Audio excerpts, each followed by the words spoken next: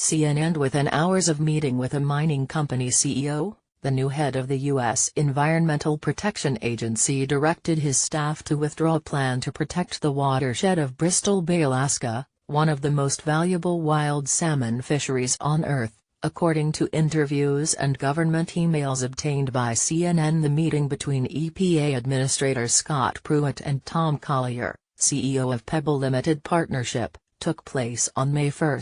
Collier and his staff confirmed in an interview with CNN.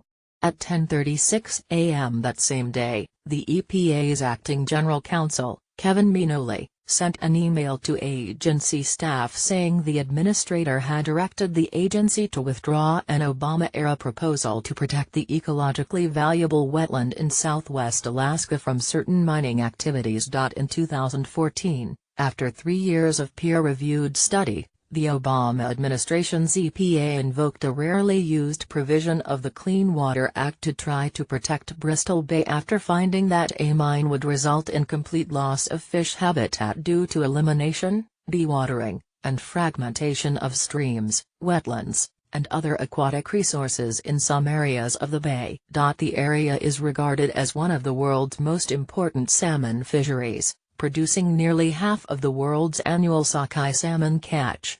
Its ecological resources also support 4,000-year-old indigenous cultures, as well as about 14,000 full and part-time jobs, according to the EPA's 2014 report. Pruitt's move to rescind the plan to protect the area, if finalized, would allow Pebble to submit plans to mine there, but does not guarantee that those plans would be approved. This is a process issue, Collier told CNN in an interview. Pruitt is not saying he's not going to veto this project. He is just saying that the rule of law says that you do an environmental impact statement first, right? That's Mr. Pruitt's position. And this is process, period. That's what we've always said. Collier's spokesman, Mike Heatwole, told CNN 3 additional people were present at the meeting on May 1. The EPA declined CNN's repeated requests for an interview with Pruitt, saying, most recently on September 5, that we're focused on Hurricane Harvey and Hurricane Irma. The meeting was an opportunity for Administrator Pruitt to let Pebble Limited Partnership know that they are simply being granted a fair opportunity to apply. He did not prejudge the outcome of the process, nor make any assurances about the final decision on the project, Liz Bowman, an EPA spokeswoman, said in a statement issued to CNN on Friday. The agency took issue with the fact that the EPA under the Obama administration moved to veto mining in Bristol Bay before permit applications had been filed. EPA's review will be based on the whole record, all the science and an actual proposal from the company, Bowman said. Pebble had been trying to get this administration's ear before Pruitt was even confirmed as President Donald Trump's pick to head the EPA, according to government emails obtained by CNN from a public records request under the U.S. Freedom of Information Act. On February 15, 2 days before Pruitt's swearing-in, a lobbyist for the Pebble Partnership contacted a member of Trump's EPA transition team, according to the emails.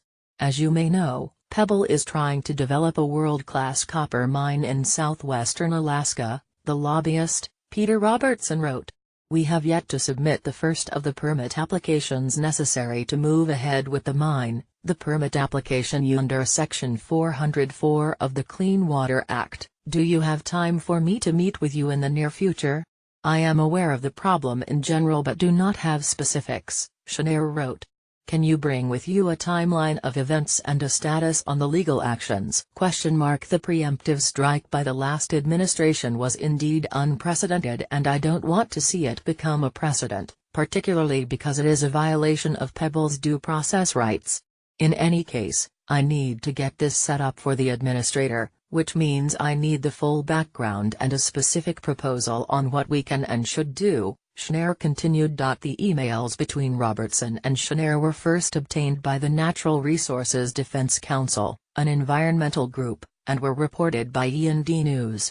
We requested that Pruitt would set this aside, Collier, the Pebble CEO, told CNN. And the moment the election occurred, he and his staff took a look and determined to do so. This was not a heavy lift, he said. I mean, this is something they ran on.